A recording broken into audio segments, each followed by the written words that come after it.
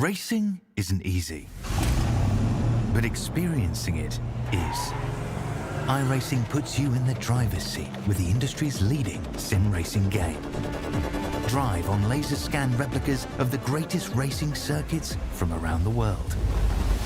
Go head-to-head against other drivers chosen by skill-based matchmaking to ensure competitive racing at every level. Compete across all your favorite series.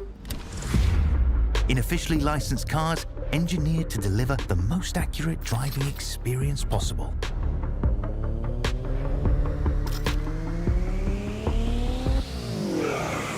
Join a race or host your own with players from across the globe. Race against the computer or in a league with friends. Feel the thrill behind the wheel. Visit iRacing.com.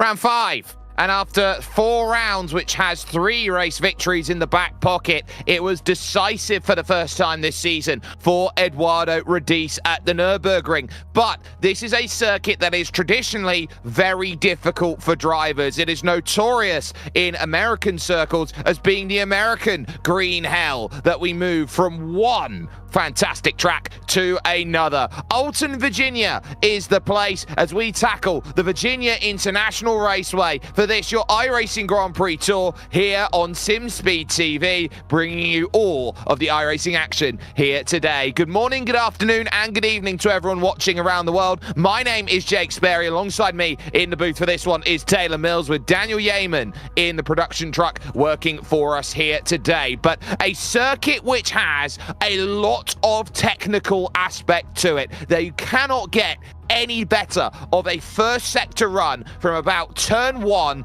over to turn 12 at the Oak Tree. It is one of the most fantastic driving experiences you can find, Taylor. And that certainly is the case, Sperry, as we take our Google Earth look at Virginia International Raceway. It is one of the absolute highlights of the American racing calendar, and is certainly going to be one of the highlights of the iRacing Grand Prix Tour. So we got a nice little zoomed in image of it here, and we'll actually be able to take you through what makes this track so special. Look at that first sector, straight into a heavy braking zone through a hairpin, and then through a very tricky, snaky section that then winds its way back up the hill, and you have to be so brave through the south bend at turn 10. Absolutely no space to get that wrong before a very tricky uphill, endless braking zone through Oak Tree, straight down Madison Avenue, and then straight into the roller coaster, which winds its way all the way back down the hill. And it's barely two car widths wide. So we're going to get some racing here, but it's going to be very difficult to see many cars going side by side.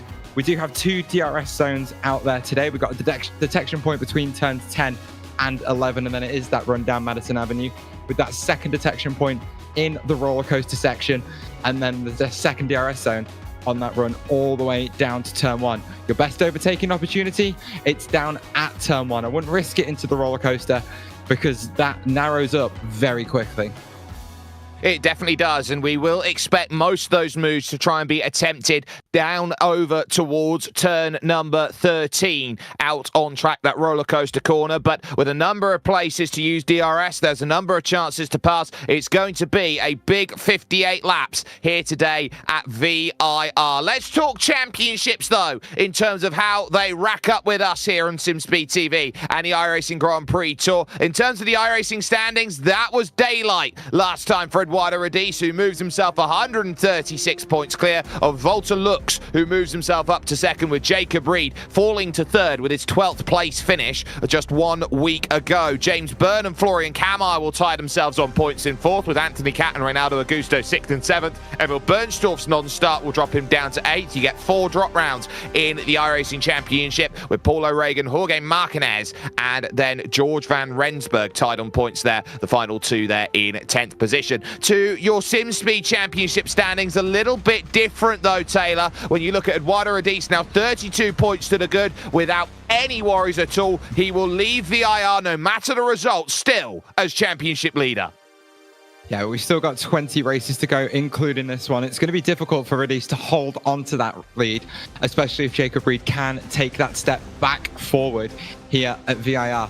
So he leads Volta Lux by only 7 points or so, with James Byrne moving up 2 spots to put himself in 4th, tailed by Florian Kammerer by only 2 points, but then he's clear of Jorge Martinez in 7th by, that is 15 points. Emil Bernstorff drops down 2 places to 6th on 33 points. Anthony Cat having a pretty average season for him, but up there in 8th already. Only 70 points off that championship lead.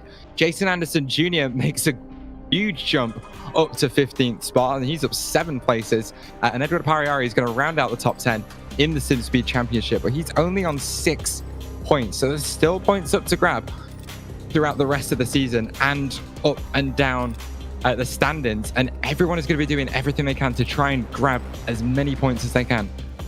They certainly will do, and we will keep that in mind as this championship progresses, that this is one where consistency will pay off towards the end of the season. 58 laps worth of racing, though, here on round number 5. They must use 2 tyre compounds between the soft, medium, and hard compounds, C2, C3, and C4, which they have all season long. DRS available after the start of lap 3. We've had 2 previous races here. Jordan Gronkowski won last time we were here, and the time before that, it was Emil Bernstorff's first win in the iRacing Grand Prix Tour. So it is a very important circuit for a number of drivers out there who are looking to put their times together, and the strategy I think is going to be very interesting. We're expecting 16 to 26 laps on a set of the soft compound tyre, but we got word earlier on from the 10 o'clock spit, Taylor, that it was a case of 42 laps for Mark van Dalen, who had to go and basically find the Alex Albon strategy, something very much about holding the tyres together. Yeah, Van Dalen having to do a bit of a Jacob Reed and come down pit lane very early on in that race after getting a bit of front wing damage. Got that changed, bolted on a fresh set of softs, and then at about 2 seconds per lap off the pace, was able to stretch a set of softs to, through 42 laps. It's going to be a bit trickier for our drivers to do that out there today, as that one stop really seems to be the favored strategy. Hopefully we can have a look at them. Here they are for you then. Theoretical fastest information from Volta Lux yet again is that one stop from mediums onto softs. There is a delta between that and the 2 stop by only 0.3 of a second, but you've got to remember these strategy calculations don't take into account the fact you have to deal with damage. Deal with traffic even. These are absolutely perfect conditions, and because of how low tire wear is here, it means any overtaking you're going to have to do on that 2 stop is going to be so much more difficult.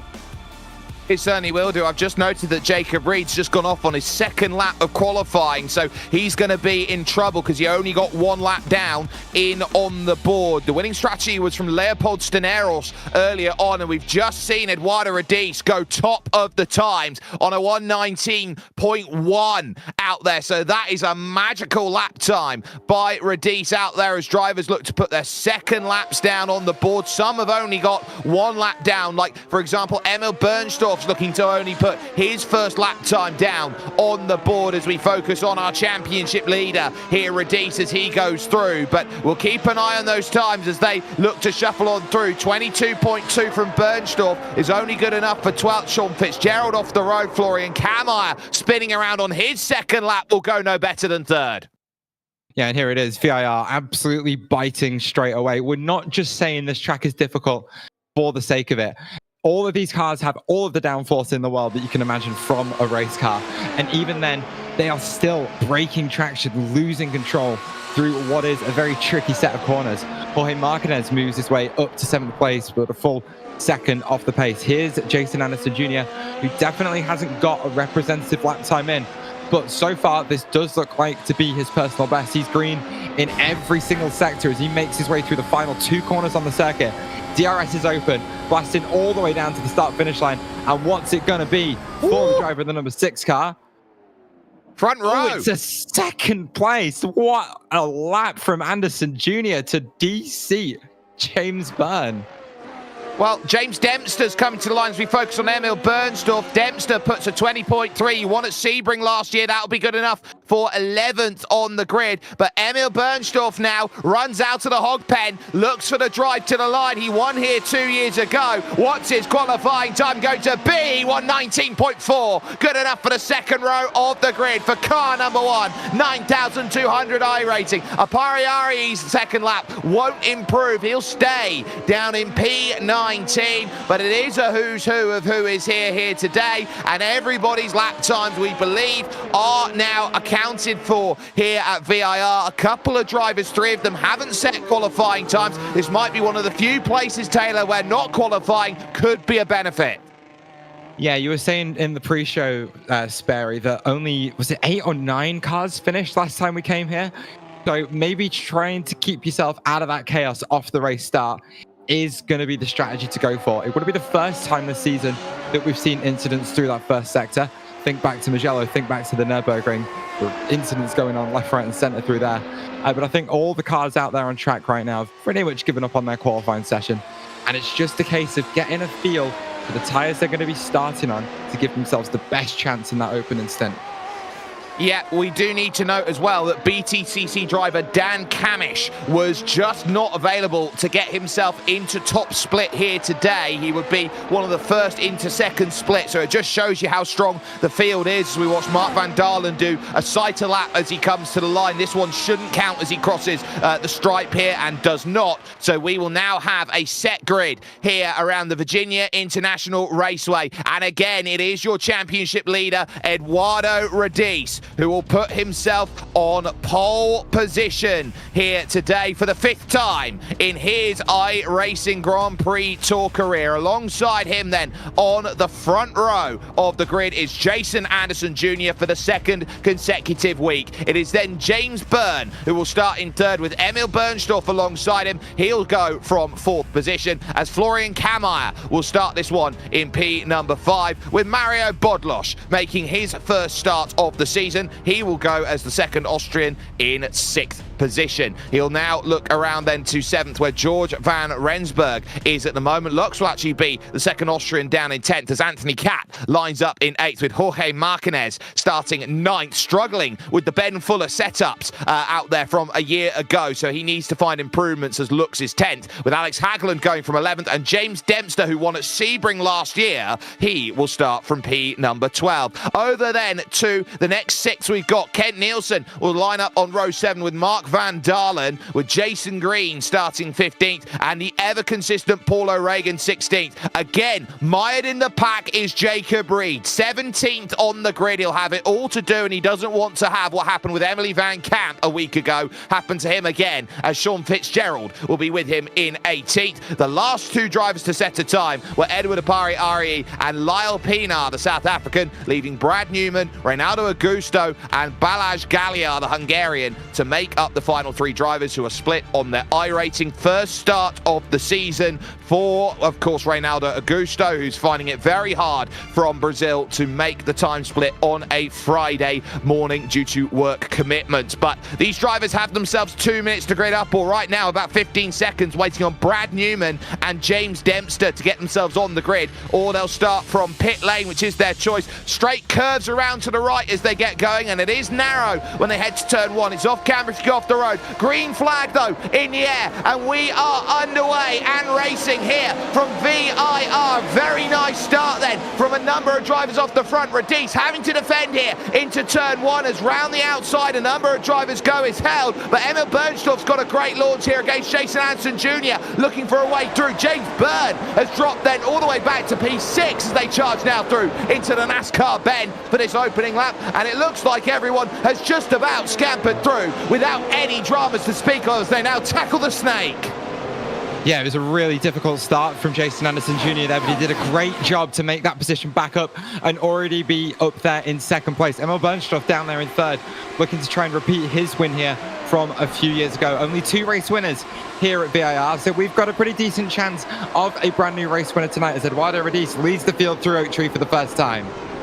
Yeah, the oak tree used to be immortalised here in iRacing, not anymore. No DRS on this opening lap. Car goes off then. I think that's James Byrne dropping down the order now back to 11th position. Look out for the race lead though, because they're going side by side as Jacob Reed is going right now. Here goes Jason Anderson Jr. around the outside to take the race lead away. He's from the Carolinas. We are about 1 mile away from North Carolina. It's as close to home soil as Jason Anderson will get all season. Jason Anderson Jr. had some fantastic pace last week at the Nürburgring, and he seems to have carried that straight forward into VIR, improving that qualifying performance. And certainly, he's off! Really looking good, but he's off.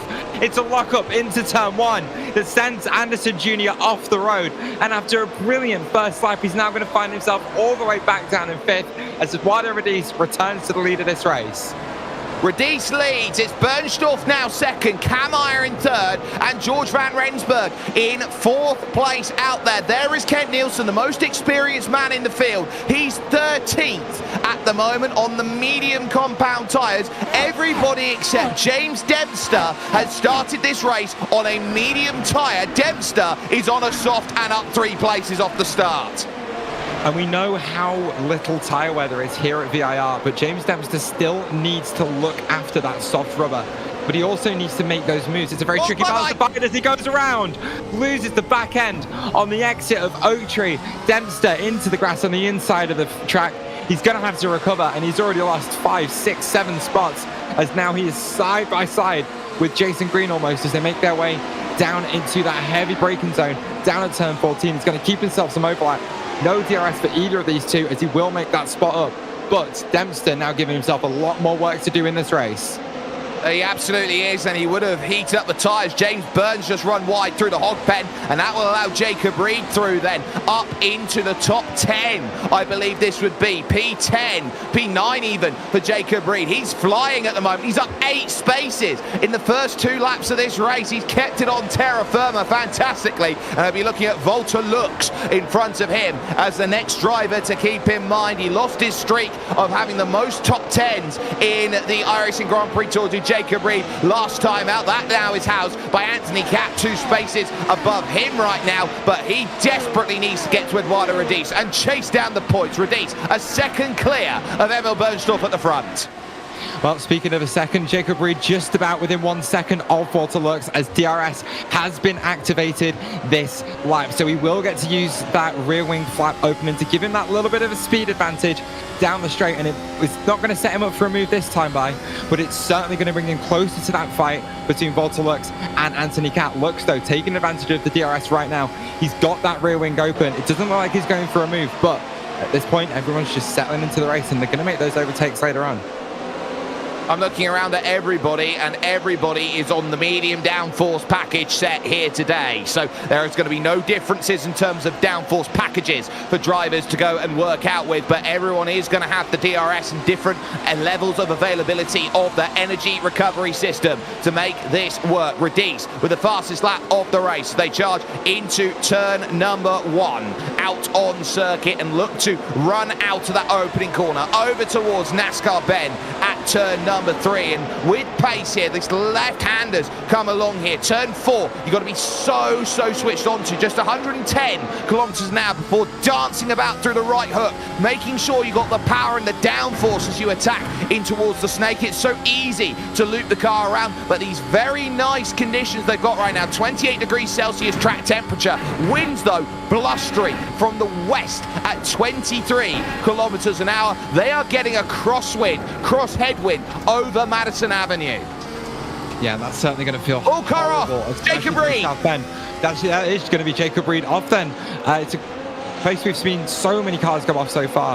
I think Dempster a couple of laps ago, I think he just overdid it into turn 11. Just trying to, well, here, see if I can get a replay on it to figure out exactly what happened. Yeah, no, to me, it looks like he's just gone a little bit deep into 11, caught that grass on the outside of the track, and it's then sent him into not a half spin, but dragged him off the circuit, and he's had to recover and get back on. He drops behind Mario Bodlas as all that work he's done in the first few laps he's going to have to do all over again. Well, it's so difficult up at Oak Tree Corner if you get it wrong to save yourself, and the fact that Jacob Reed was able to, I think, is a testament to how good he is as a driver. Up over the hill, then he goes through the South Bend and into Oak Tree. You can see he's just carried in deep, and he's done so well to keep that out of the barriers there. It's almost street circuit-like how close it is up there.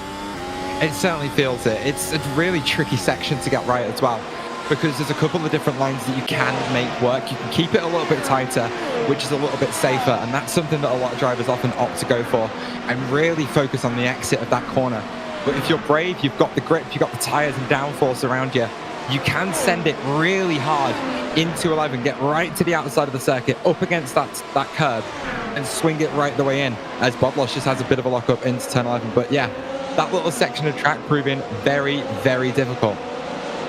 Yeah, there's a slowdown penalty here for Mario Bodlosh. He's just been able to serve it, but watch out, because Jacob Reed now was thinking about making that move. He will now do so up over the top of the brow and gets himself back inside the top 10 with consummate ease as he makes that move at the roller coaster, or even before it as he goes on through. Behind that, though, you've got Alex Hagland holding a group back. This is 12th, 13th and 14th. Ken Nielsen there, and the tyre whisperer behind him, Mark Van Dalen, and joining the group now, James Dempster on those softs.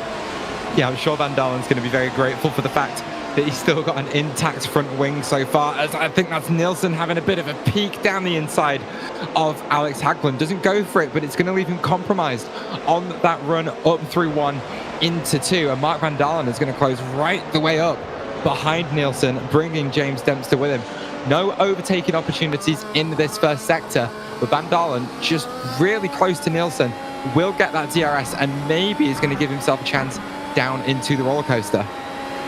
That's all he's got to offer himself right now, a chance in this race to hold himself steady and stationary. He's got the most non-finishes in championship history, with 15 of them over the course of his 3 and a bit seasons so far out there. Mark Van Dalen, best finish for him was a podium at Long Beach last year. He got 3rd place in a very hectic race there, so Van Dalen has had the ability to get up there. He said it himself, it was a little bit of a fluke that he got that podium, but he's hoping to try and find more and more results and more opportunities to race up here in top split. Nielsen with the slipstream and the DRS there of Hagland, that rear wing flap that opens up, is able to just stave off the battle for the moment, with Dempster watching behind, having the one issue of being on the soft tyres, which is you're unable to really make much progress, find the battle through and gain the place here and there. Got some fantastic trains up in this field. Jacob Reed with the fastest lap, but at the moment the train stretches from second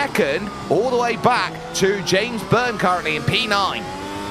Lock up for Mark Van Dalen down into turn 1. It hasn't really affected him too much, as he still sticks with Kent Nielsen, but James Dempster just had to check up a little bit.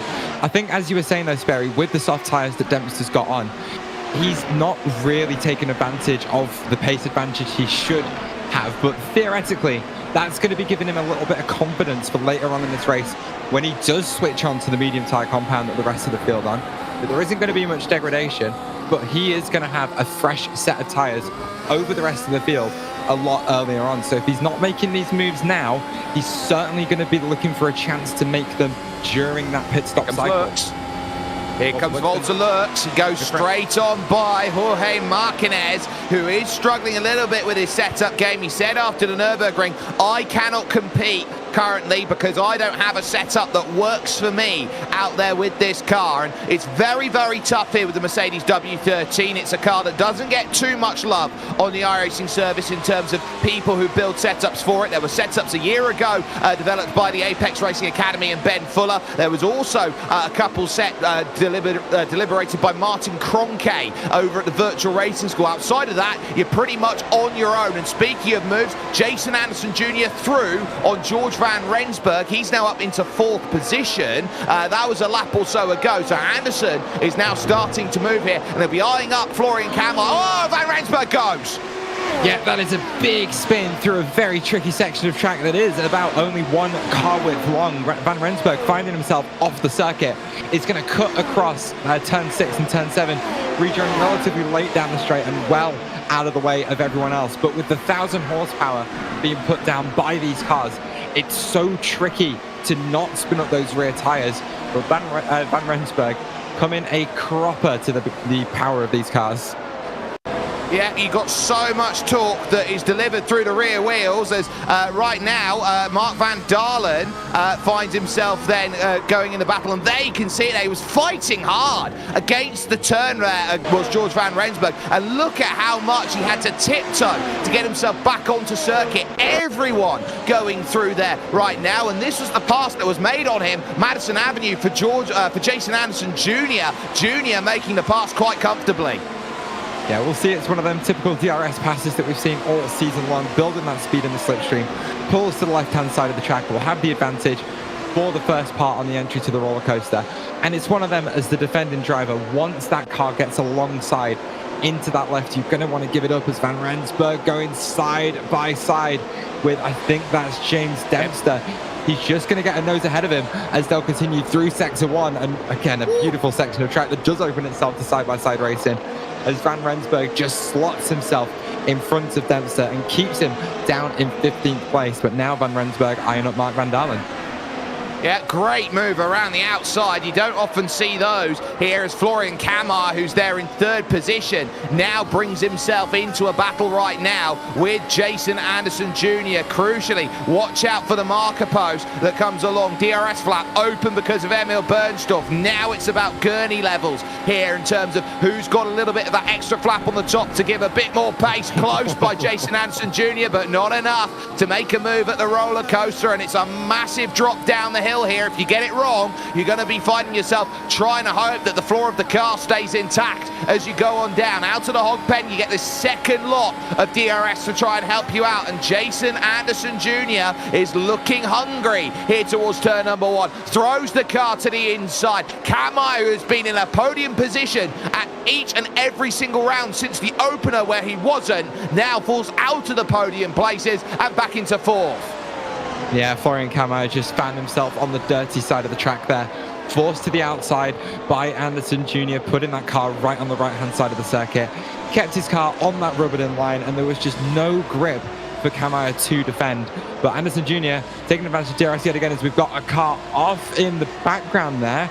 I couldn't quite see who that was. I think that's James Dempster, who's recovering, dropped down to P20 now, and we set it all the way. Oh, it's another car big off. Galliard goes straight on down at turn 3. And Sperry, I was just going to say, we talked about how difficult this track is with those 8 finishers last time out, and VIR just continues to bite.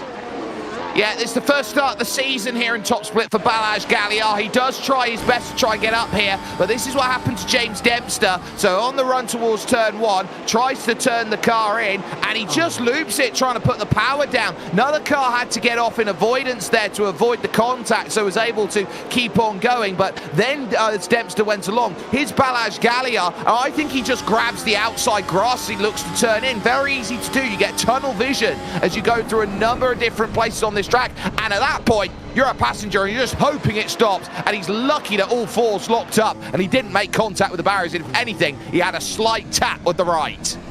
Yeah, I think that's just a mistake in driver vision, that one, as typically you want to keep your eyes up the road, as actually there's been some trouble for a couple of cars out there on circuit. Yeah, you seem to have a better view of it than me, Sperry. Well, I don't. I just see him off, and I think he's clattered Lyle Pinar out there on circuit. Pinar's diving into the pits. He's gone over the top of Lyle Pinar at the oak tree. So that's where those two have come together, and the first casualties of the race have come into play. Pinar also with the black and orange mechanical flag for contact at the oak tree. Yeah, I'm just having a look at it on my own replays here. Hopefully we can get one to show you folks. Here it comes. Here's Lyle Pinar. You'll see him lock up that front right tyre as he turns in for turn 11. And it's as you turn the car in hard on the brakes that that inside tyre becomes unloaded, locks it up, can barely get the car stopped. And it's what led Augusto to just running into the back of him, as Pinar did everything he could to try and get that stopped. Here's the onboard from Augusto. You see that car actually snap to the right on entry, and it's as he recovers the micro slide at the rear that the front tyre locks up, and then again at that point Pinar's a passenger and Augusto has nowhere to go. Yeah, especially up at Oak Tree where you've got turning and braking at the same time. You're always very, very alert coming out of that section through turns 11 and 12, that you try and avoid it, and then that's where dramas find themselves. Anthony Cat is now down or in trouble because he's hit the wall at the oak tree himself. So Cat has found himself in trouble. He's now got to bring the car in for a new front wing and a strategy change. I don't know how many times I can highlight that it's a very difficult section of track. It forces you to do some very funky things as a driver, and we are seeing so many of the folks out there on track absolutely fall foul of that one. 12 laps in, we are, I want to say that's 47 laps to the end of the race, Barry. We know that these softs can go 42. Can Cat stretch it that extra 4 laps and go for a one-stop on the softs? I don't think so, to be honest.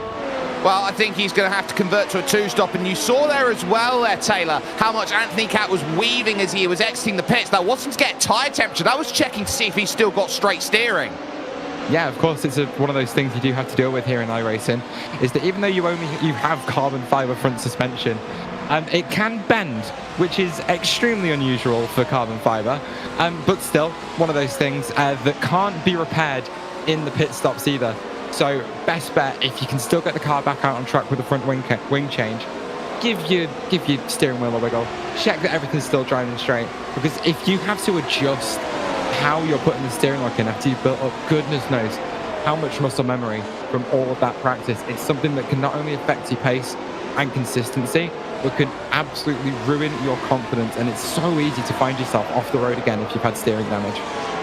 Kent Nielsen right now holding on to one SimSpeed Championship point here in 10th position, with Mark van Dalen, George van Rensburg and Alex Hagland there behind. Paul O'Regan's trying to join the group as well. So at the moment, I would say Kent Nielsen's very busy and he's trying to park 2 vans behind him.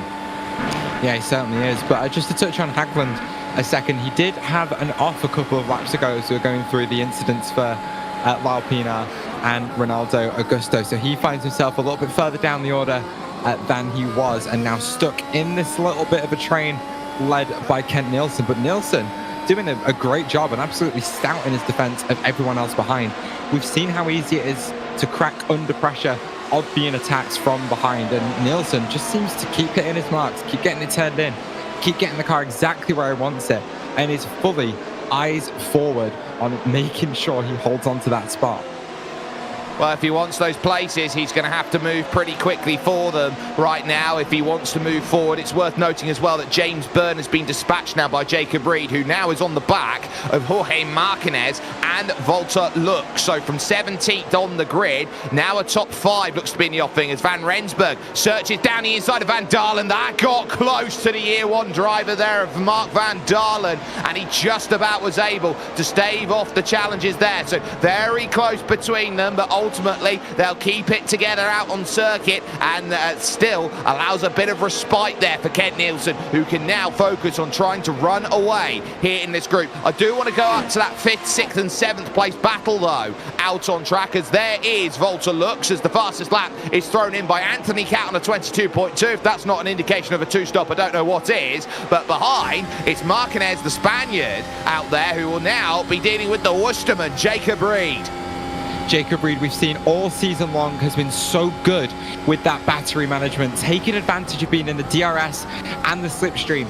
Stick it in build, let that energy build up and give yourself an advantage over both the cars in front of you. Look at the 2 cars in front as we come through this next DRS zone.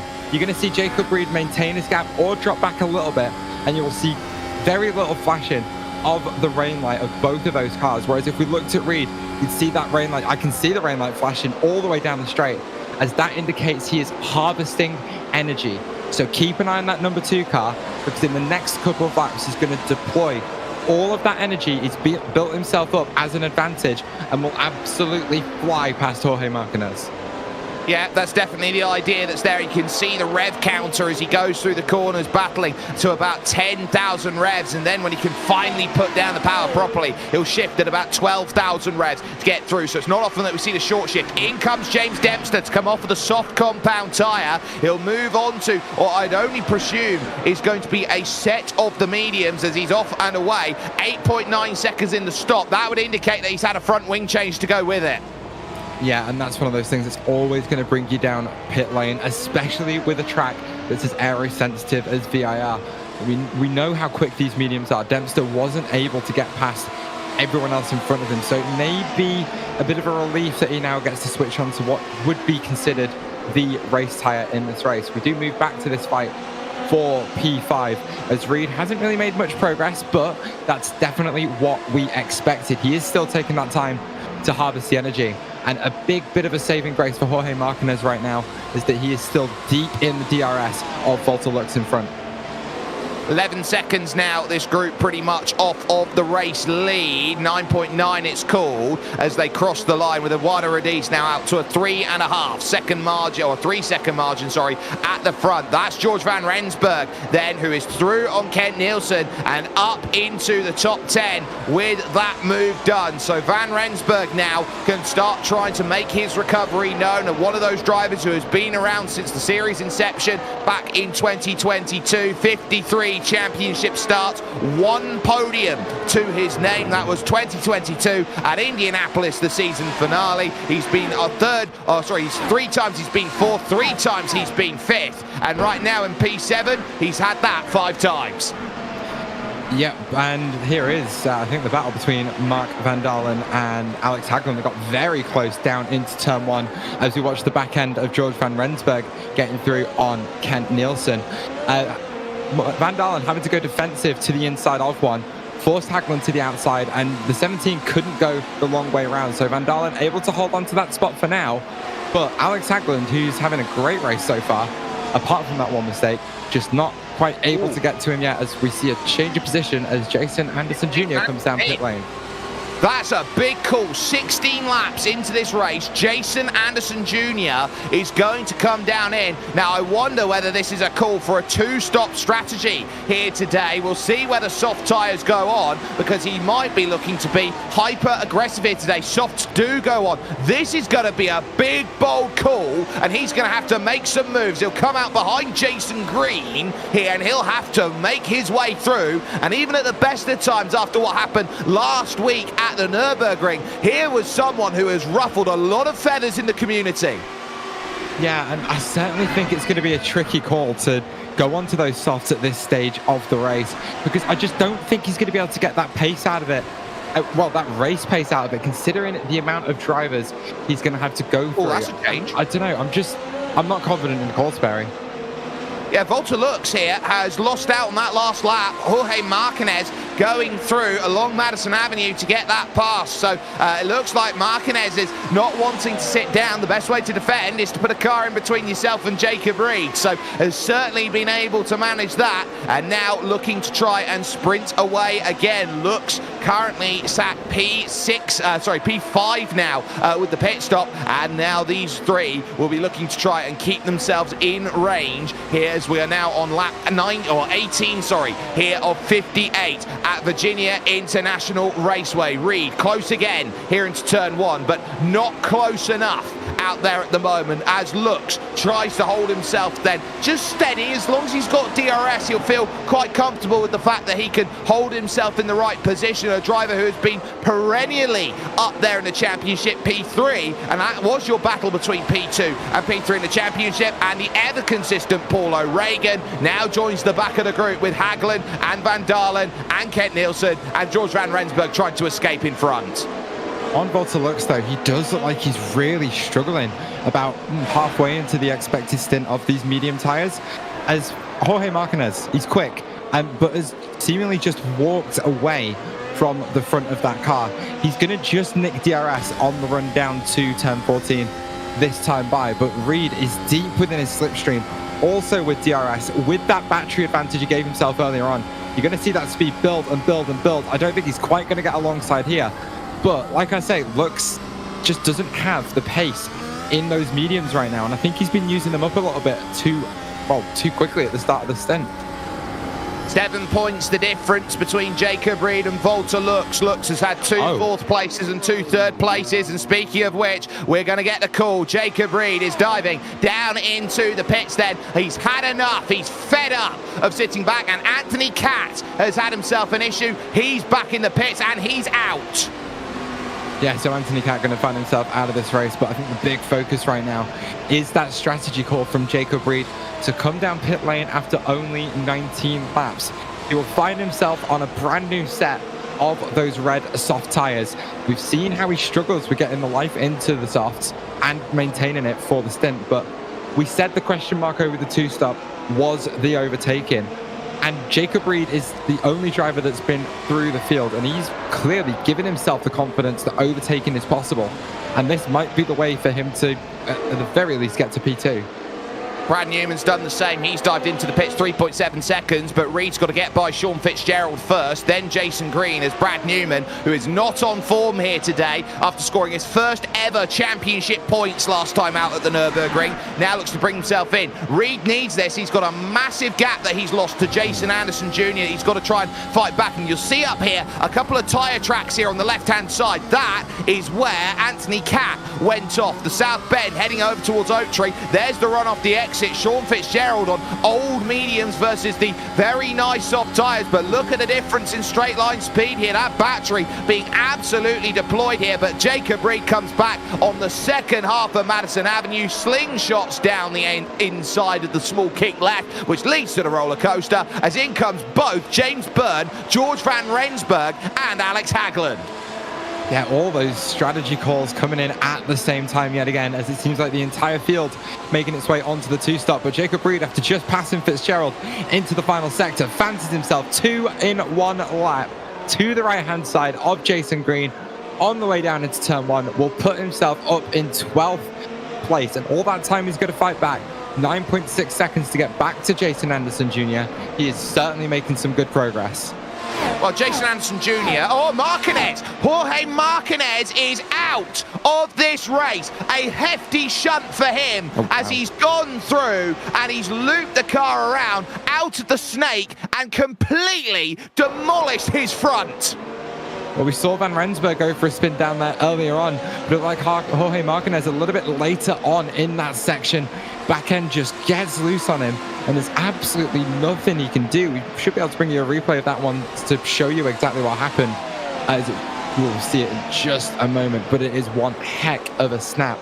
And we said how tricky this track is, how there is absolutely no room for error. That incident for Marquez absolutely proving our point, as here comes the replay. He's going to get his way through turn 3. He's going to make his way through 4 and 5 relatively easily. But as he touches that curve at 6, you're about to see it. The rear end just completely, in fact, no, it's even earlier. Rear end breaks loose before he gets to 6 and just forces the car into that tire barrier on the inside of the circuit. Both of those front tires come off, and well, just the one, but that is going to be his day done. It's a massive, massive accident, and one that will hurt with everything he's got. Now keep an eye on Jason Anderson Jr. here, because he's off the road as we go back then to coverage, because he's just gone off with a battle with Ken Nielsen, who is the most elbows out driver in this series. He tried to be sneaky, getting done at the left hook, but unfortunately there was a sucker punch that came straight back, a right hook there by Ken Nielsen, who just showed him the door. Well, as Fernando Alonso said all the time, you have to leave it a space, and I think Anderson Jr. is going to feel a little bit hard done by on that one. Very much alongside, and actually saying that, the driver of the 6 car pretty much drives himself off the road. I think maybe thinking he's got a little bit more grip than he did. Kent Nielsen just drove the line that was given to him once Anderson Jr. was out of the way. But again, it's not the sort of spot that you can usually make a move work, and Anderson Jr. proving why. Yeah, very, very tough to go and make that sort of move work there. You've got to make sure around this VIR circuit that your pass is completed before you go and get there. There's your takers who have all come into the pit. So it's about 50-50 at this moment. Those in, those are not. Anderson's around at turn 1, trying to dive down the inside of Kent Nielsen. He got hot-headed, trying to get that move done. Made a big move to the inside. There might have slightly been contact between him and Nielsen. He went for a wafer thin gap down the inside, and look who's behind him now. Oh, hello, my name's Jacob Reed. I can't lie, I'm looking at that defense from Nielsen. He moves the car towards the left-hand side of the circuit from the right, and then very suddenly changes direction back to the inside when he realizes Anderson Jr. is going there. So I think a very rude defense from Nielsen. An aggressive move from Anderson Jr. And it's Anderson Jr. who comes off worse on that, despite the fact I think it's Nielsen who was very much the aggressor in making that one go wrong. Yeah, but you've got to remember there's 17 instant points at play before a drive-through penalty, and then yet another one every 8 instant points after that. So you've got to be alert to it. Here comes Jacob Reed, though, looking over towards the outside, and they should be comfortable in terms of him making that pass. No argument from Anderson Jr. here on home soil, who's now got to cool himself down now, douse himself off somewhere close to the Shenandoah River maybe, but at this point, Anderson's got to do what he can to get his head back in the game and to think, because he's still got another stint after this to do. And I'm keeping my eyes quite firmly here on Radice and Bernstorff at the moment, because Bernstorff has seen that 3.5 second gap come out, and he's kept it relatively stable for the last 10 laps or so. Yeah, one thing I'm trying to keep an eye on at the moment is that average pace of the early stoppers compared to the guys on the one stop. And right now it's looking pretty okay for the likes of Emil Bernstorff. Jacob Reed doing on average about 22.8, with Bernstorff doing a 23.2. So he's losing time every lap. But right now I don't think it's enough for him to really be concerned about, as that pit lane traversal time is going to be what really makes the difference. 3.8 seconds is the gap between Eduardo Radice and a driver that's actually won here before, as I think we've spotted a bit of an off out there on track. We might have done here as we watch Eduardo Radice's time come over the board, 123.0. Bernstorff, a 123.9 out there. Very tough middle sector on that lap for Emil Bernstorff. 0.6 of a second dropped as he went through, which is as easy as just one acceleration zone going wrong for him. So for Emil Bernstorff, having a little bit of a tiptoe moment. This is the first time we've seen Emil Bernstorff look to try and construct a full season out there, as Sean Fitzgerald yet to pit, currently P11 out there on track, as through has gone James Byrne on him to steal. That seems to be championship points away. It's his first start of the season, and Sean is going to be looking around thinking, what do I need to do to go and gain a little bit more time out there on my one-stop strategy? Well, he's certainly got to be a little bit patient as we switch to a bit of a three-way fight actually going out on track right now. It's Kent Nielsen at the front of this train with Jacob Reed for company, followed by Jason Anderson Jr. So look how quickly actually Jr. has caught back up to the rear end of Kent Nielsen. I'm thinking maybe carrying some damage after that contact, as there's no way he's that slow up the hill. It's going to be nose to tail all the way up through Oak Trees. Nielsen wide off in the grass, opens the door for Jacob Reed, and you see that swipe across the nose from Jason Anderson Jr. Clearly feeling a little bit hard done by with that defensive maneuver down into one, and he's certainly letting Kent Nielsen know about it. Well, you can't use your car like that, and it's very silly from Jason Anderson Jr. to do it in that sort of way. That will be something that Kent Nielsen will certainly take umbrage with as he goes around on track, and will dive into the pits then here on his end of his 24th lap, just 60 kilometers an hour down the lane. But Jason Anderson Jr. right now, I think, is holding grudges, because you've got to remember, drivers, when they make their own instance out there on circuit, seem to have memories like goldfishes, but when someone does something to them, they've got memories like elephants. Yeah, well, that's the thing with the iRacing Grand Prix Tour, is how thick and fast these races come to you. It's once every week, pretty much, at this stage of the season. So anything that happened only a week ago is certainly going to be something that sticks in the memories of everyone for the next time out on track. Because, of course, Anderson Jr. not supported by many drivers out there on track. Certainly one of the more aggressive racers at the Nürburgring. And like you said, Sperry, all of them are going to remember that. They absolutely are, and they will know that every time they drive with him. As we take another look at this move, you can see there, it's trying to find a place, and that's not really on there by Kent Nielsen there. He was looking left, right, left, right, left, right, and that, you can't drive like that if you're Kent Nielsen. Anderson has a right to be upset for that, but he doesn't have a right to show that upset as he goes by on circuit to make the pass back. So I think that's very telling. We've just had a move actually come through. Edward Apari losing out the place. Then James Byrne has just moved himself up now into 8th place with that, as it looks like Mark van Dalen has just hit the pits. Indeed it does. 25 laps on that medium set of tyres, and he will come down pit lane for a set of fresh softs. It looks like another driver switching onto that two-stop strategy. It's 4.3 seconds. That's actually a little bit slow for a pit stop, and it might be within the window for that one stop. Keep an eye on it and keep an eye on Van Dalen's pace. If he starts really pushing, I think it is going to be that two-stop, Sperry. Yeah, I think with Van Dalen here, this will be a one-stop strategy. We know that he's able to extend those tyres to 42 laps as there down the inside of Balazs Galliard goes Ken Nielsen, who is, of course, on a fresh set of softs, and he is going to be charging here. So he looks at Mark Van Dalen and thinks, well, that's the car I've got to try and get with. Remember, Ken Nielsen was close before he had that moment out there, so Van Dalen has leapfrogged him in the stops. Yeah, I think with how Nielsen was struggling at the end of that stint, we maybe think with a little bit of damage that was straightened out in the pit stop, it has let Mark Van Dalen go through as he makes his way up into 15th in this race. Still a couple of pit stops to go at the front of the field to let these guys cycle back out to where they were, as we are going to switch focus to a bit of a scrap out there on track. Thank you, Jason Green, for having a car that is so bright and bold, but you are going to get sent down the inside by Alex Haglund, which will switch to... Bodlosh even, yeah. Switch to around the outside of turn 14, an easy, solid move with that DRS as Jacob Reed takes the fastest lap of the race with 21.858.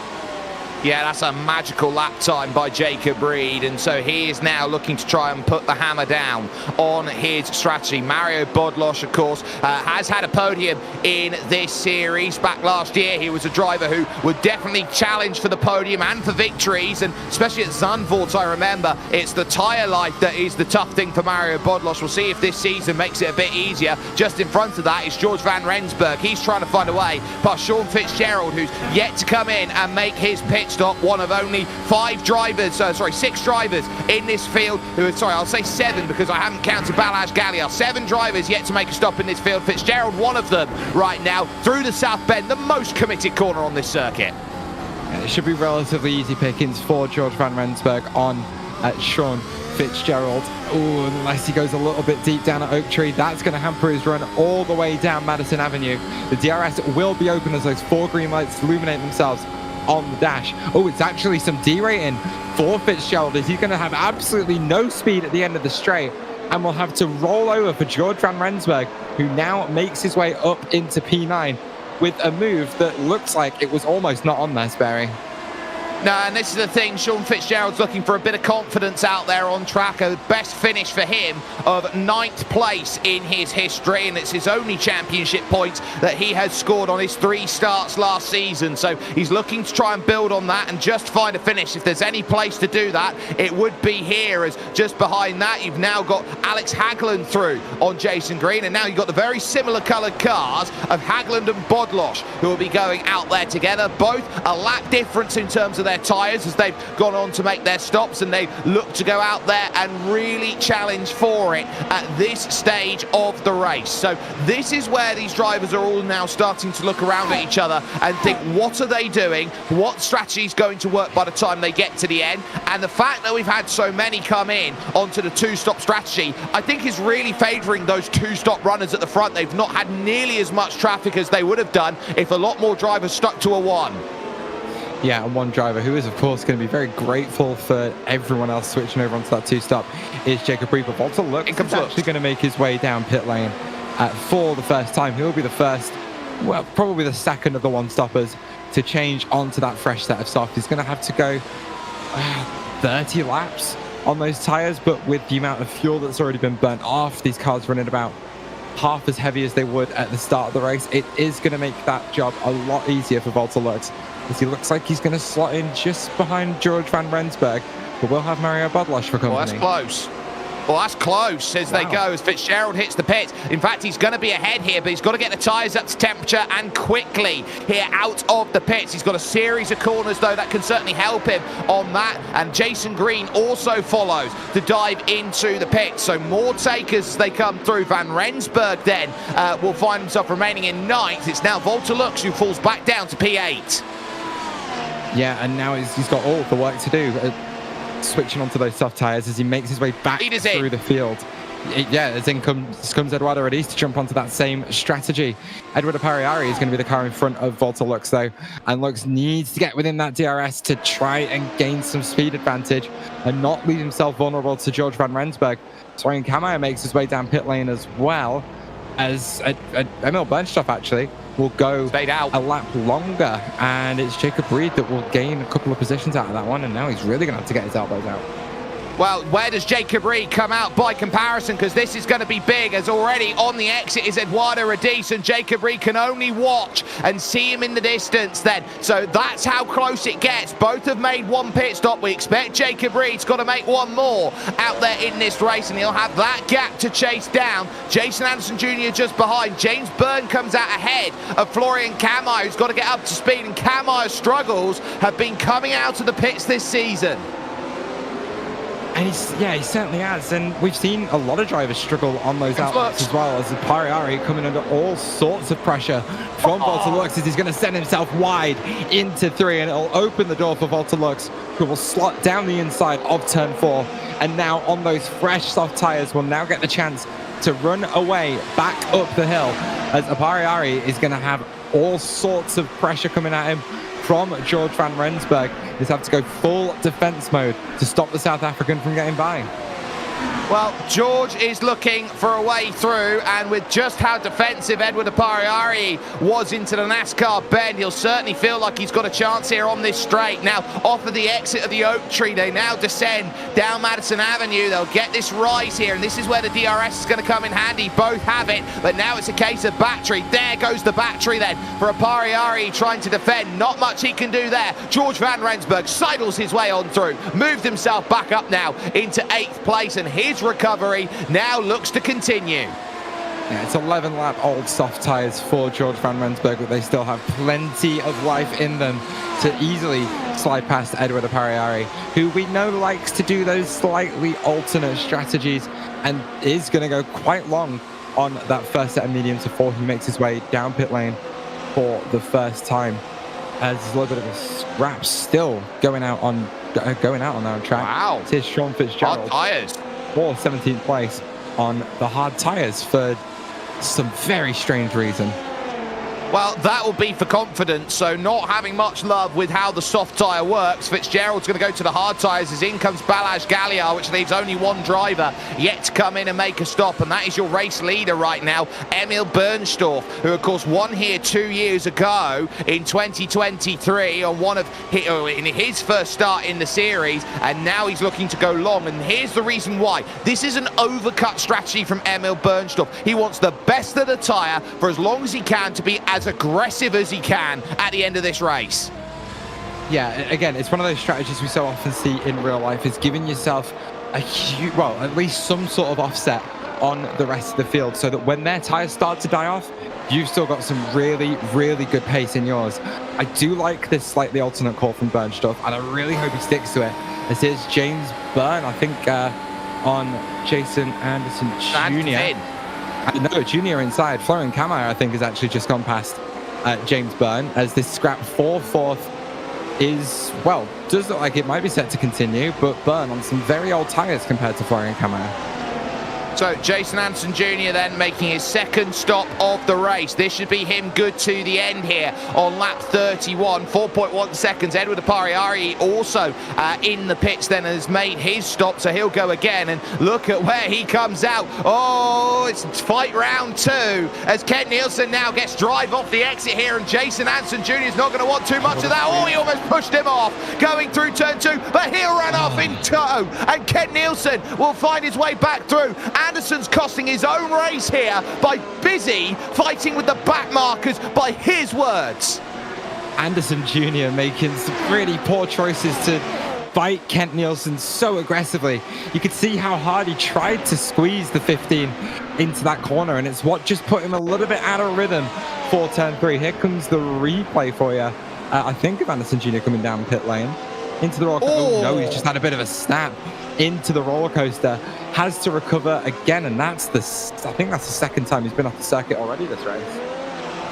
Yeah, he's done it at least twice, and he's had contact as well, so I make that the 3rd time he's gone off. So Jason Anderson Jr. here really struggling, and then off of the pits as he's tried to go through. This will be time number 4 that he's found himself off the road. And as we just said it looks like those two have come together, and it looked like it was going to happen. So there's the look down the inside then from Kent Nielsen as he comes off of the exit here of turn 1, looks over towards turn 2, and Anderson pinches him with just enough racing room, but then forgets that he's got a braking zone to work with. Anderson then has himself no front wing, so he's got to go and get that sorted. But what happened over a course as he went in towards Madison Avenue, we'll see right now Anderson trying to go from a million miles back and never gets it slowed.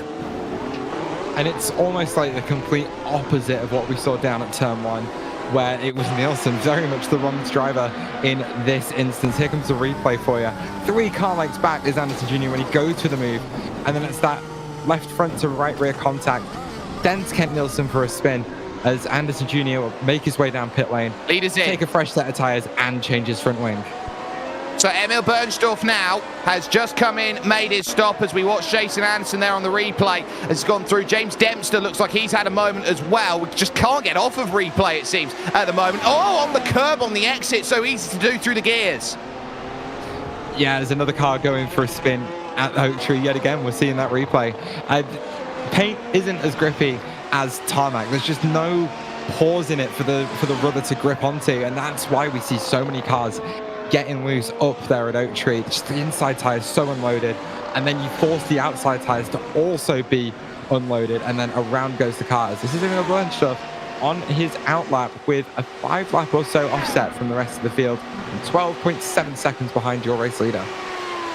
Yeah, well, he's looking around at it and thinking, well, what can I do? 12.5 seconds to try and chase down over this stint, and with those soft tyres, he'll try and do what he can. Now, in comes Kent Nielsen then to make his pit stop then, and he might come out in a very similar place again for what is his final stop of the race, he hopes, and it'll depend on whether he needs a front wing. He needs a front wing. That's why it's taking so long. You'll see the jacks come down, and that new front wing on, 10.3 seconds. He'll be off and away again. Jason Anderson Jr. is going to be right with him as he comes out to the pits, or maybe just by him. So Anderson Jr. leaves the pits, and there you go, there he goes through. So Kent Nielsen leaves the pits, Jason Anderson Jr. flies through, and hopefully we see the last of that. No, we don't, because Jason Anderson Jr. is off the road again, and now that's going to bring him right back to Kent Nielsen again.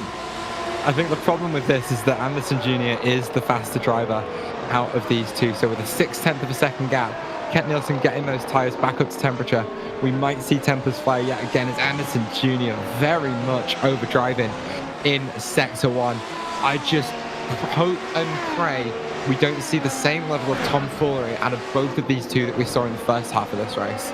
Well, let's watch this then, because you've got James Byrne and Volta Lux. This is a battle for the top 5 out there at the moment, and Lux is hoping here to make this pass, and look at how much D-rate is there for James Byrne as he tries to stave off. He had a fantastic run last time out, 2nd position for his first ever SimSpeed podium in the iRacing Grand Prix Tour as he got that done at the Nürburgring. But Volta Lux has been very, very consistent this season and is looking to have another season where his consistency value is going to show. Now he's got the DRS here, and this one should be as plain and as easy as you like. It's like taking a cookie away from a child. Look at that. Volta Lux straight on through. Yeah, I was surprised to see James Byrne's rain light come up flashing there as the car derating yet again. I thought as it was happening up the hill, great spot to do that, Byrne. No one's going to be able to overtake you there, but I fully expected a big old dump of the battery again down that back straight to hold onto the position. But he is going to slot behind and get DRS. Is that Jason Anderson Jr.? Yes, it is. Now he's got a black flag for instance. Rear wing. So he's got that incident point limit and no rear wing on that car. So hopefully we can get a replay of that one and find out what happened. But it has not been a good day for Anderson Jr. No, and that will be him pulling it off to the pits then and retiring the car there. It's pretty much futile at this point, and it was again contact with Kent Nielsen. I don't really want to look at it again at this point because those two have been silly with what they've been doing here today. So Anderson Jr. out of this race then, it looks like, here from the Virginia International Raceway. Kent Nielsen, of course, just leaving the pits. We saw the incident there that they went through, but this is in towards turn 1. Close again they were. Kent Nielsen, I don't think, seeing the door open, tried to lunge for it, and the door was trying to be closed there by Jason Anderson Jr. A little bit late in my view, but both of them being very, very silly. And if there were stewards in this series, I think both of them would get a big reprimand. Maybe both of them need to talk to Nim Cross after what's happened here today. You can see that never on, and Kent Nielsen into the back and causing issues out there on circuit. So for them, that will be some days done out there on circuit. But at least for the time being, Eduardo Rodis now 9 seconds clear. Now we've got another taker down into the lane, and this is a little bit more important here because that is Kent Nielsen again coming in, and he will see as well that there is a car stopped there in the pits. This will be more damage for Kent to get himself repaired and back out and away again, but he's still got the battle on between Lux and Byrne. Lux now trying to pull away. I am keeping my eye out here on Jacob Reed versus Emil Bernstorff. That gap has now come down to about 4 seconds. Last lap, Emil Bernstorff took 1.1 out of him. Yeah, I think it was a mistake from Jacob Reed that let that gap start to come down, because these two have been very nip and tuck over at least the last few laps, matching each other almost to a T. You can see all the time that Bernstorff just gained was in fact lost by, it's the other way around, isn't it? With these graphics, sometimes I can barely read them. But yeah, all the time that was gained was then lost straight away by Jacob Reed. And actually, just looking at those lap times, I think it was a bit of a mega lap from Emil Bernstorff that brought that gap back down. So those soft tires starting to come into play a little bit, and he's really starting to get the pace out of them.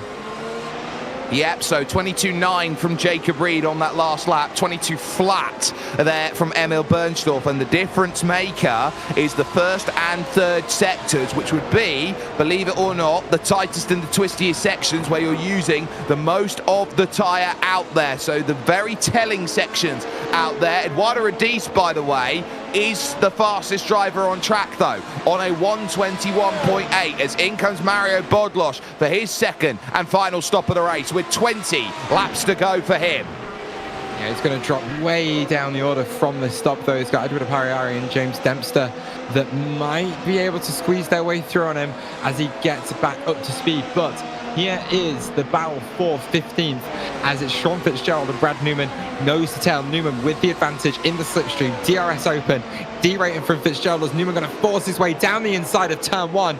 Both drivers leaving each other plenty of room, which I absolutely love to see. But Newman, with a little bit of a chirp of a lockup on the inside of the corner, leaves himself vulnerable to Sean Fitzgerald, who will get back alongside for turn three, but can't quite carry the speed in as Newman sweeps around the outside and does make that spot. What a move.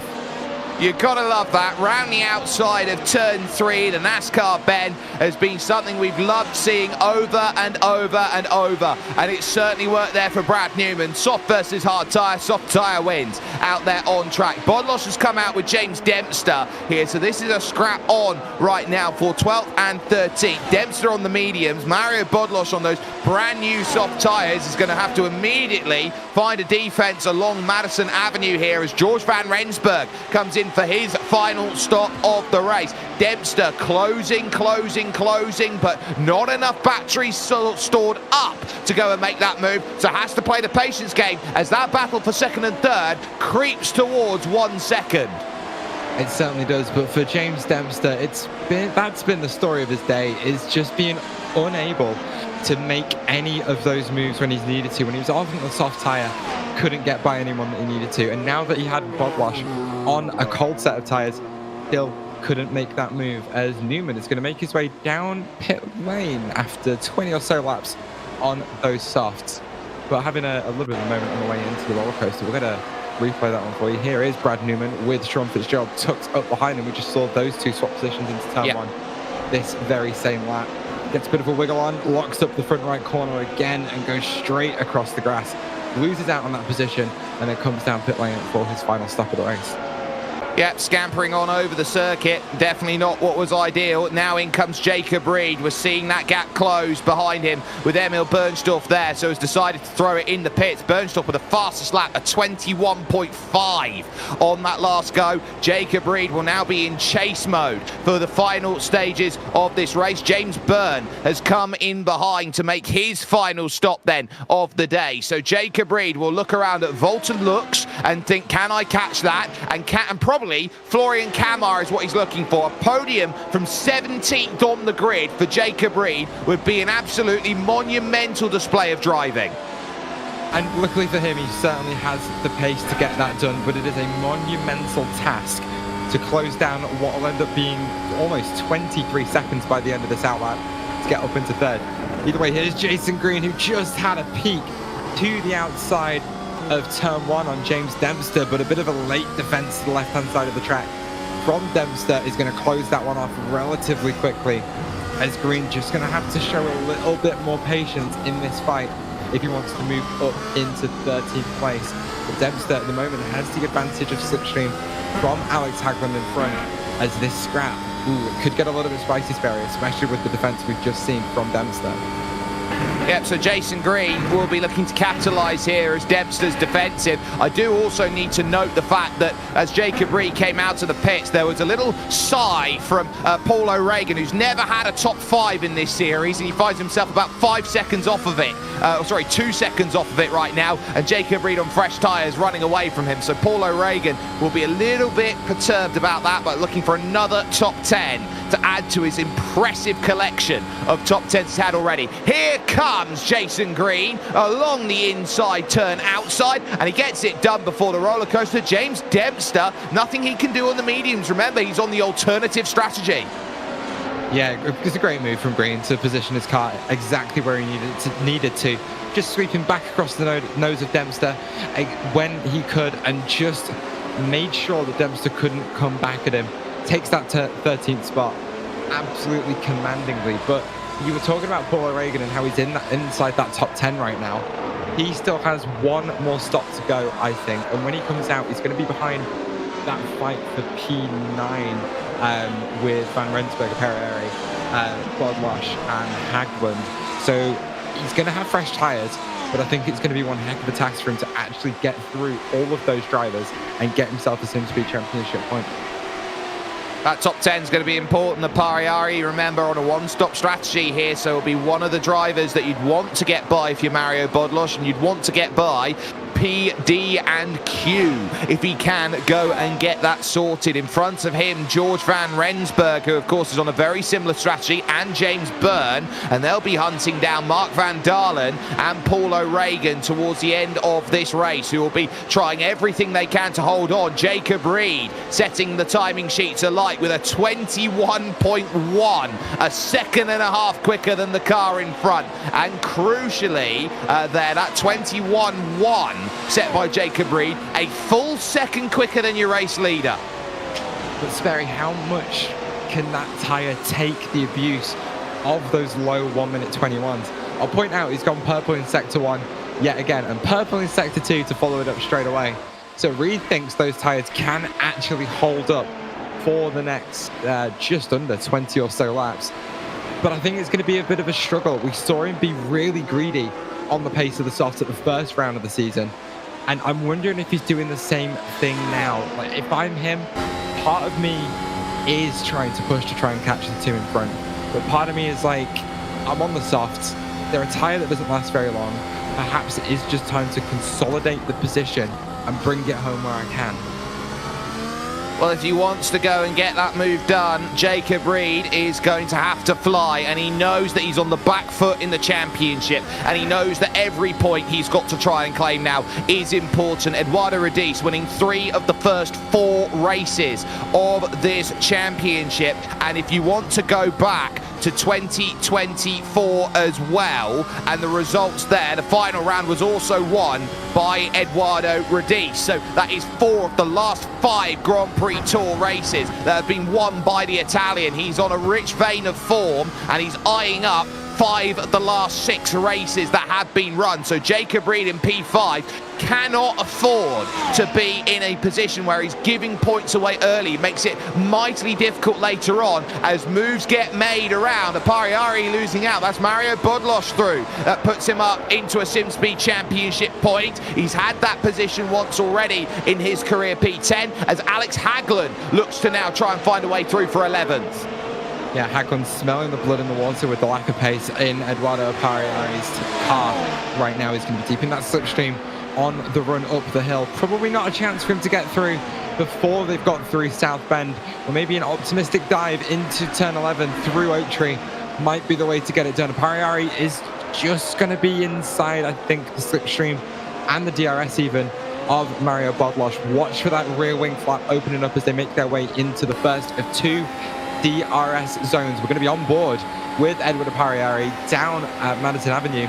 He won't have DRS as here comes Alex Hagland to the inside. It's a move we've seen so many times this race so far, and gets it done just with the DRS, gets it stopped on the brakes, and that's all he needed to do. Pariari falling backwards, Hagland up to 11 with Bodlosh 6/10 in front.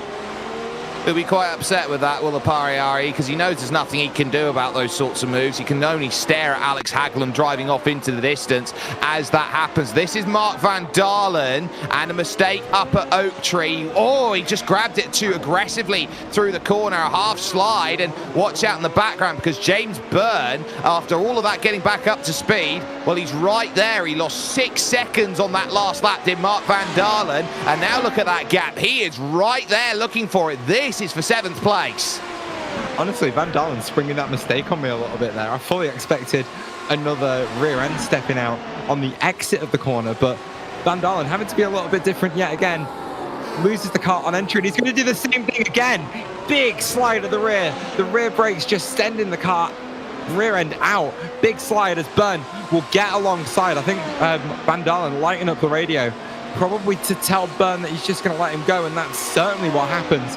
There's James Byrne up into 7th after another mistake into Oak Tree from Mark van Dalen.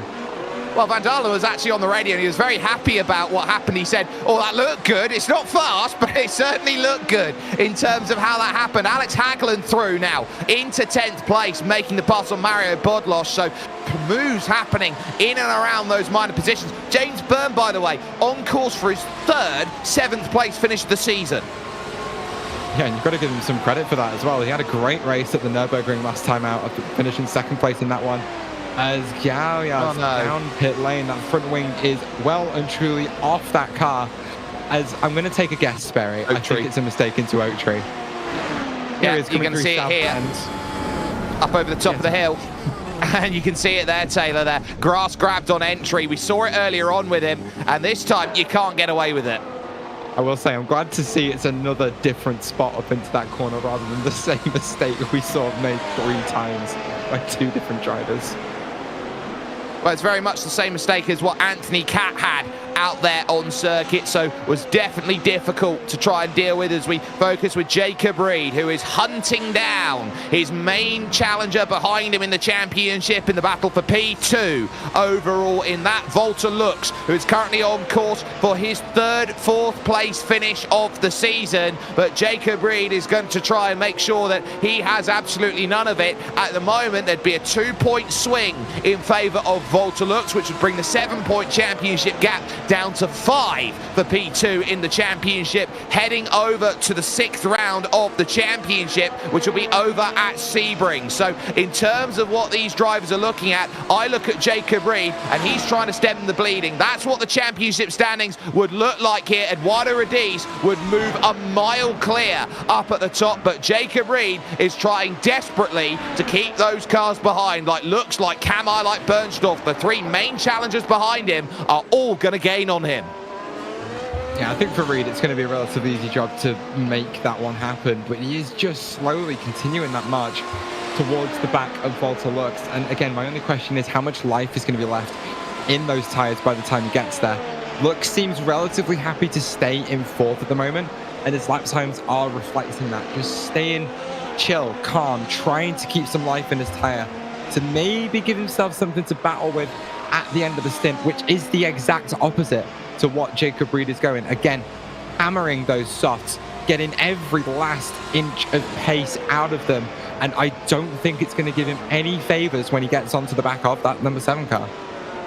Well, he's got to get there first, which is the important thing, and he's just done a 21.2 on that last lap, which was another second and a half off of Walter Lux, who can only go at the pace he's going on a one-stop strategy. I was just watching Lux there coming through out of the right hook corner and into the snake, and he's got a car that is not very happy with the rear tyres going through that section of road. It is a very, very tough phase of this race for a number of drivers to go and deal with. The gap at the front, by the way, is coming down, but at the moment, as we sit with what will be 11 laps to go in this race, there's your race leader, Eduardo Rodis. It's nowhere near coming down by enough. This is Alain Prost levels of chase down and hope Eduardo Rodis cracks from Emil Bernstorff.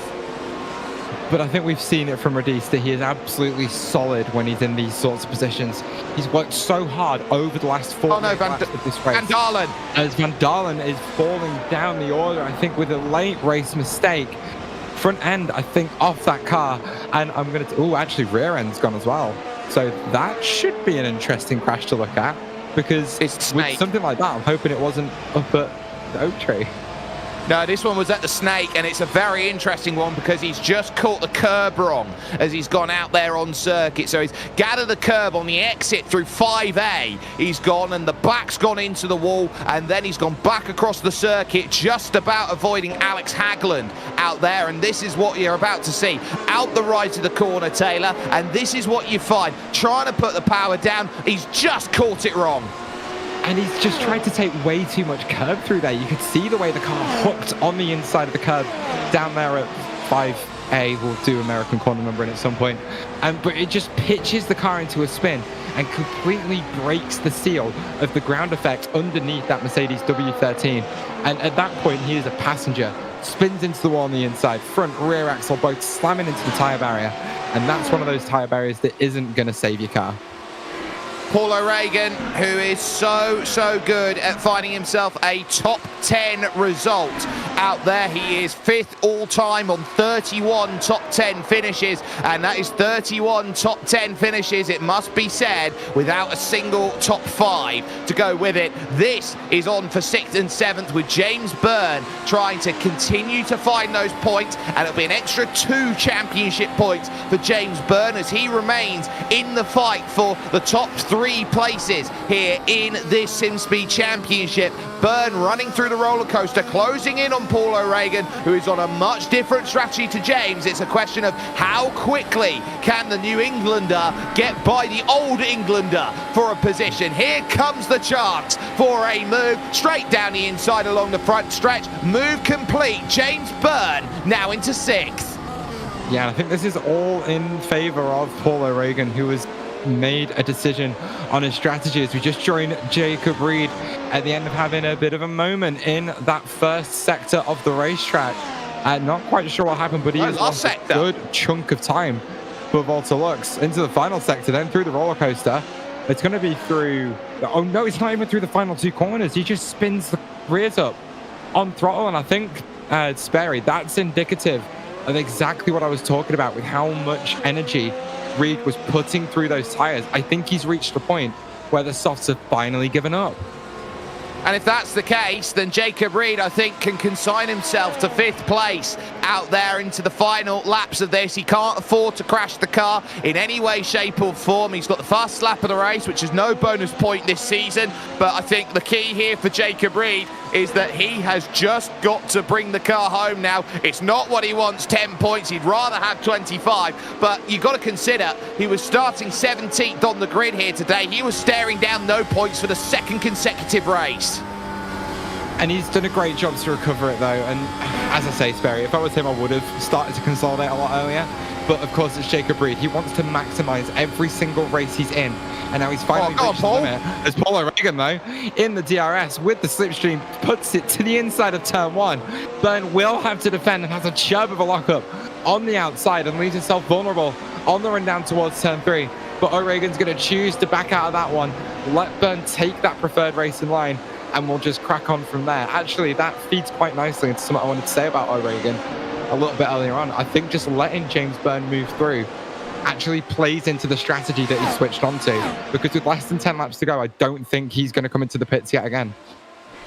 Well, he won't come in, but he's trying to stave off George van Rensburg, who's only 5 seconds down the road. So that's what Paul O'Regan will be looking at. George van Rensburg, Alex Hagland, and Mario Bodlosh. He came in on lap 20, so this will be a 38-lap stint on the soft compound tyres of Paul O'Regan to bring them home. James Byrne will find himself now the chance to extend away, because you can look at that rear wing flap. That's not open right now anymore for Paul O'Regan. So he's now left to his own devices to try and save himself out there in this race. What has been a tough race out there for a number of drivers, and it's the sort of race where if you do find a finish at VIR, you count your lucky stars. Yeah, and that's the thing, though. Even though he's dropping pace and dropping down the order, I don't think O'Regan's worried about it, because we know this guy just loves his top 10 finishes without getting a top 5. It's going to be another one of those again today, unless those tyres get down to 0% tyre tread. That's the point when you get that mechanical black flag and have to come in to change tyres. But O'Regan, with what feels like a very late switch onto the one-stop, at this point, Sperry looks like he is going to grab a point. There's your race leader, Eduardo Rodis, about to put Sean Fitzgerald 1 lap down. Only 13 cars now remain on the leading lap of this race, and this has been simply magnificent from Eduardo Rodis. He has done only what he's needed to do, built the gap early after putting the car up on pole position. Emil Bernstorff has not had an answer to him today. But it's pretty much what we've expected from the championship so far, as that Florian Kamai is still up there in 3rd place. He's had his own absolutely fantastic race to just stay there. The top 3 have been absolutely solid all race long, but Bernstorff just never seemed to have the pace to keep up with Eduardo Rodis at any point this season. And again, it just looks like continued form as Fitzgerald down pit lane very late in the race, and it's another car without a front end. And I hate to ask it, is it Oak Tree? Is it Oak Tree? And it's not. It's coming out the left hook corner right behind Eduardo Rodis. So he's gone through the left, tried to get the transfer of the power, and he's on the hard tyres, which are the toughest to get into the operating window, and he's just put it in the barriers. He was saying that he was a little bit bereft of confidence, and that is going to be a crusher out there. So close from the end of the race for Sean Fitzgerald. So that will bring another retirement out there into this one, which means we are going to be down to just 15 finishers here in this race today, as they now run up through and look at everything they've got. Ken Nielsen, last of the runners, currently in P15. I do want to give a bit of credit here to Florian Kammeyer out there, who is with Connor Pooler not racing today, and this position right now he sits P3, about to go top 10 all-time in points. Yeah, and I don't think he'll know that, because those stats we very much keep on our side of the table. But of course, I think it'd be nice if one of us could pass that on to him after this race, because I'm sure Kammeyer would be so happy to hear that. And it's been, again, like I said earlier, such a strong race from him. He's got Brad Newman for company now towards the end of this one, but making that one-stop work brilliantly, staying in that clean air and just pounding away at this one, because that's exactly what it takes to be successful at VIR. The times when you start to struggle at this track are the times when you're under pressure from other drivers around you, and you start looking in your mirrors, where you lose focus, lose sight on the circuit you're actually racing. There is a very good reason they call this place the Nürburgring of North America, because it's so tight, it's so narrow, it's so twisty, and the curves are so high that you need to be completely switched on to the driving. We've talked about how you need to internalize driving a racetrack, but VIR is one of those circuits that demands you are thinking about every single input for all 58 laps around here.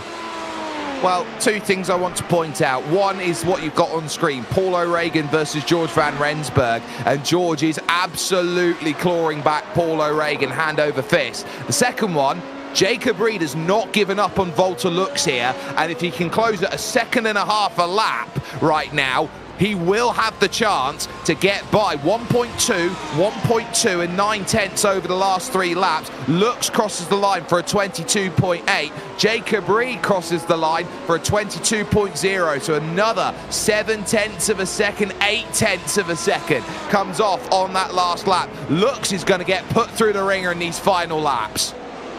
And that's, I think, where the way Lux has driven is going to give him a really good shot at the end of this race to just hold Reed off. now that we are in those final 5 laps or so, and Lux knows that he's got Jacob Reed closing in behind him, he's going to be able to just turn the wick up a little bit, turn up that pace just a touch, and not walk away from Reed, but he needs to just minimize the amount of time loss and get it under that 1.5 seconds per lap, because every lap that Reed doesn't close by that time increases the amount of time he needs to gain by, as actually Reed gets a little bit out of shape through Oak Tree, keeps it on the road, but those rear tires are really not giving him much right now. No, they're screaming at him, please, no more. We want the end of this race to come along, and Jacob Reed is only able to bring that gap down now to 5.5 seconds. There will be 4 laps to go when they next cross the line, and Jacob Reed's got to be too careful, because if he takes too much out of the tyres, he won't have enough left to reach when it comes to Volta Lux. So as he looks to make that run towards the line, Lux this time a 23 flat. Reed with the mistake as he went through at Oak Tree, still at 22.1, so still another 0.8 of a second that came off the back. Still 5.3 with 4 laps to go, and so you're looking around saying it's gonna be close, but at the moment I don't think it's going to be enough here, all things said and sorted. I think that Lux and Reed are going to look around at each other, and I think Lux, if he can keep this pace up, is going to be happy. Speaking of those who are happy, George Van Rensburg, I think, has just hit the window of Paul O'Regan right now, and Alex Hagland is only 2 seconds back of that. Yeah, talking to Van Rensburg, just about within that DRS on Paul O'Regan. Didn't have it when they came through that DRS zone down the start-finish straight, but with the pace advantage he's got at the moment, is going to stay there with O'Regan all the way through the first and second sectors. DRS detection point between turns 10 and 11, and then he's going to have to run all the way down to the roller coaster to try and get a move done. Yeah, if he wants that move done, Madison Avenue is going to be the best place to try and get the move sorted. Paul O'Regan kicking up that little bit of grass there that's come up onto the circuit, through at that South Bend and up through Oak Tree. Now down the hill from the furthest point of the circuit, the closest part of the circuit, over to North Carolina. They will race back up north here as they now race over towards that roller coaster, down the hill, back up it again on the braking zone, and you tiptoe on the precipice of this drop back down the hill through the left-hander, waiting for the hog pen to come along the final corner out here on this track, which comes along in 2 stages here, but with so much downforce here, Taylor, they can just go flat out off the second part of the exit and then really charge. Van Rensburg, 4 lights on the dash, DRS open, but not close enough, and Paul O'Regan defends it slightly going in towards turn 1. Yeah, sorry, again, another lockup of that inside front tyre that we've seen from so many cars in this race so far. But yeah, you talk about the amount of downforce these cars have, Sperry, and as tight as the run through 17 and 17A look, they are just an absolute afterthought for these cars. With those sticky Pirelli tyres, the downforce they generate, which is more than even the weight of the car, just keeps it pressed into the road, and there is just nothing phasing these cars through sections like that. And I think that's one of the things that makes a Formula One car so much fun to drive, is the fact it just feels like it has endless grip. But then one of the things that really keeps you engaged is that all of a sudden that grip can go if you ask too much of the tyres, too much from the throttle. But George Van Rensburg asking everything from the throttle right now in the DRS with the rear flap open. O'Regan is regenning as Van Rensburg will slip through with ease and take that 7th place. But O'Regan, I'm sure, going to be happy about still being inside the top 10. That's the goal, finding the finish first. The top 10 would be very nice. He'll get DRS, will O'Regan, on this straight, and he will now look to charge on forward and hope to stay in range. He wants desperately for Alex Hagland to be nowhere near him at the end of this one. So this DRS is vital with his 2 laps to go here in this one. But there will be 1 lap to go coming for your race leader out there, Eduardo Rodis. We've hardly heard a peep from him at the front of this field today. It has been a masterclass of how to convert from a pole position to a victory. You could almost say it's Verstappen-like, the way that he's driven, and it's that level that you've got to drive each and every time the opportunity presents itself. Jacob Reed was not on top form with his qualifying as he's looked to go through every time he's been searching, and by comparison he's desperate to keep the points all down, with Volta looks to extend it from 5 points, which would be, to 9 points if he can, but that gap is about 2 seconds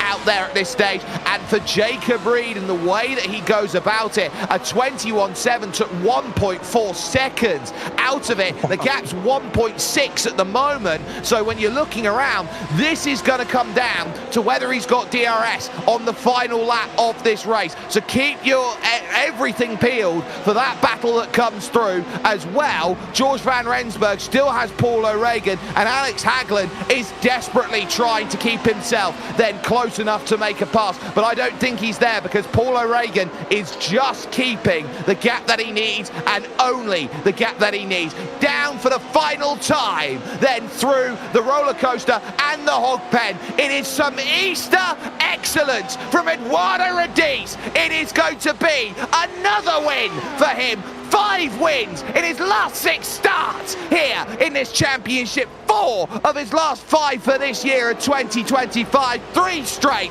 Emil Bernstorff is just 1 place short of what he wants, and now moving top 10 all-time in points. Florian Kameyer will upthrone Connor Pooler as his podium puts him to the magical number that he needs to get it sorted. Over the line for looks, he will just stay safe, and now will be just 5 points behind Jacob Reed, heading to Sebring.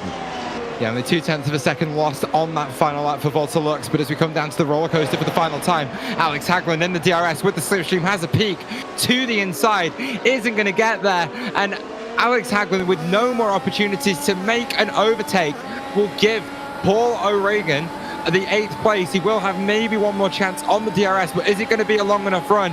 He looks like he's too far back. Van Rensburg will finish 7th, and Paul O'Regan finishes 8th by a hair.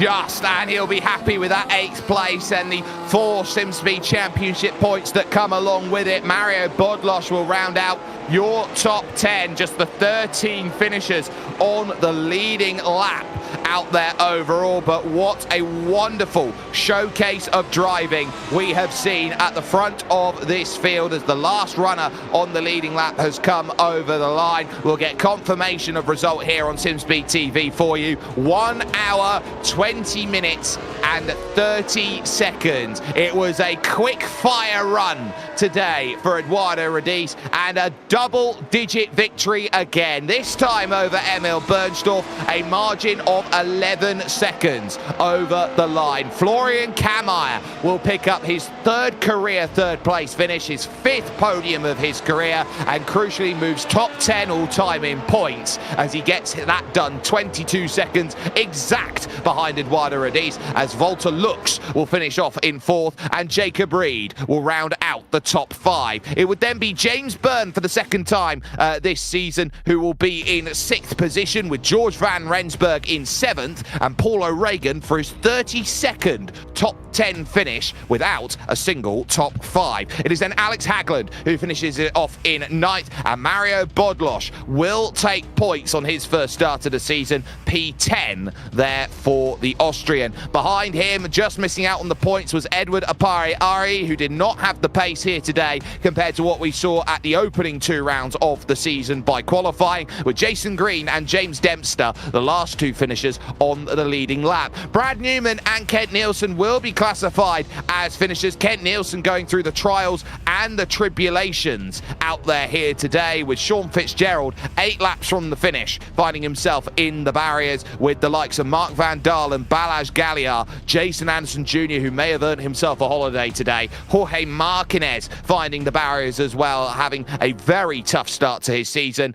and then Anthony Kapp moving 2nd all-time, joining George Van Rensburg on 14 DNFs in his career, with Lyle Pinar and Reynaldo Augusto having a very tough Brazilian afternoon as he couldn't quite get the finish that he wanted. As far as the championship points look now, Eduardo Radice moves clear, 118, plays 71. He now moves to 47 points clear at the top of the standings. Almost 2 races now here, and we're only at round 5 of the championship. Looks just 5 points back of Jacob Reed, and then a tie for 4th, which will be between Florian Kammer and Emil Bernstorff, and I believe Bernstorff will get the tiebreaker by virtue of his 2nd place finish here today. James Burton will drop down to 6th, but now you look around, Martinez 7th, Cat in 8th, Anderson 9th, all didn't score. Paul O'Regan now, Taylor, moves into the top 10 on 10. Indeed he does. Welcome to the top 10, Paul O'Regan, the guy who finishes in the top 10. But George van Rensburg will be down there in 11th place, as it's very close on points in this bottom 20. Alex Hagwin did manage to bring it home today and is up to 12th in points at the moment on 8. Edward Pariari, only 2 points behind him, and he's got Connor Paula and Brad Newman for company, only 2 points back on that. With Dariano Ricciuti bringing home those 2 points that he got in Mugello, Kent Nielsen, Nick Burke, Mario Bodlosh, all on a single point, with Adam Webb rounding out the top 20 on an absolute goose egg. Yep, so he's the first of the drivers who have yet to score a championship point, but it's not going to be us next week when we come and get more racing to you. It will be at the start of the fabled month of May when it comes to racing in iRacing that we get Sebring into view, and you do not want to miss this one here with the iRacing Grand Prix Tour. It will come once again with us and some amazing racing action, so you definitely want to tune in with us here at SimSpeed TV. It is 7 o'clock GMT, which will be 8 o'clock BST for those, of course, in the UK, and all of everybody else looking around. Make sure that you mark it in your calendars and make sure that you are in for the next bit of amazing action that the iRacing Grand Prix Tour will bring. But from the entire team who has brought this over to you here today, from Daniel Yeaman in the production booth, from Taylor Mills, who has been alongside me, my name has been Jake Sperry.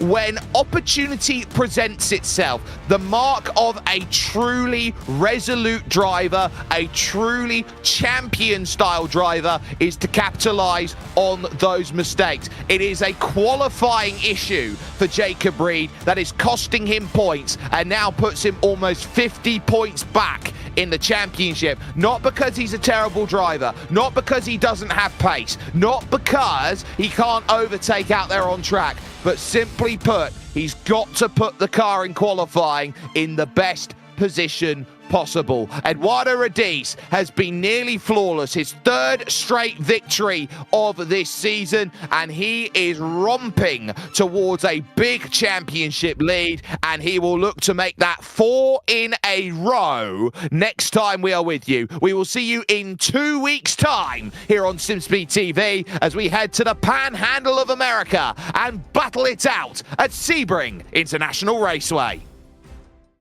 Racing isn't easy, but experiencing it is. iRacing puts you in the driver's seat with the industry's leading sim racing game. Drive on laser scan replicas of the greatest racing circuits from around the world. Go head to head against other drivers chosen by skill-based matchmaking to ensure competitive racing at every level. Compete across all your favorite series in officially licensed cars engineered to deliver the most accurate driving experience possible.